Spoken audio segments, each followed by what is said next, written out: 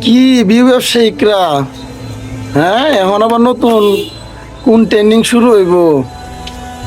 আবু সাইদ তো গেছে গাও পারে, আল্লাহ ঠিকই তারে নিয়ে গেছে।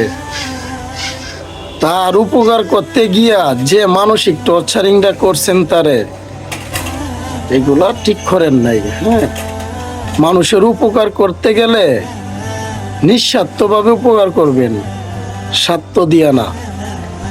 তারে দিয়া তো অনেকেই ভাইরাল হইলেন। হ্যাঁ, তারে টাকা উড়াইয়া দিতে গিয়ে তারে যে পেরেশানিটা করাইছেন, সে হয়তো আরো কিছুদিন বাঁচত, কিন্তু আপনাদের এই গুতাগুতির টর্চারিংয়ে সে হয়তো ভাই একটু আগে গেছে। তো গিয়া ভাই ভালো হইছে, কারণ তারে নিয়ে যা নাটক আপনারা শুরু করছিলেন, এই নাটকের থেকে যে সে চইলা গেছে, ভালোই হইছে।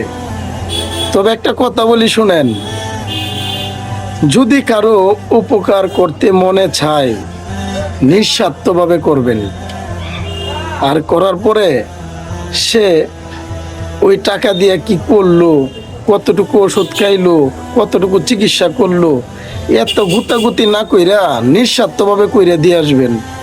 সাহায্য সে ইচ্ছা যার সামর্থ্য থাকে না। তো লোকটারে ভাই আপনারা অনেক টর্চারিং করছেন, লাস্টে দেখছি আইসিইউতে থাইকাও খুব কষ্ট পাইছে সে আপনাদের আচার ব্যবহারে। যাই হোক, আল্লাহ তারে বেশ নসিব করুক, আর আপনাদেরকেও বুঝার তৌফিক দান করুক, এরকম গুতাগুতি যাতে আর না করেন। সবাই ভালো থাকবেন। আসসালামু আলাইকুম।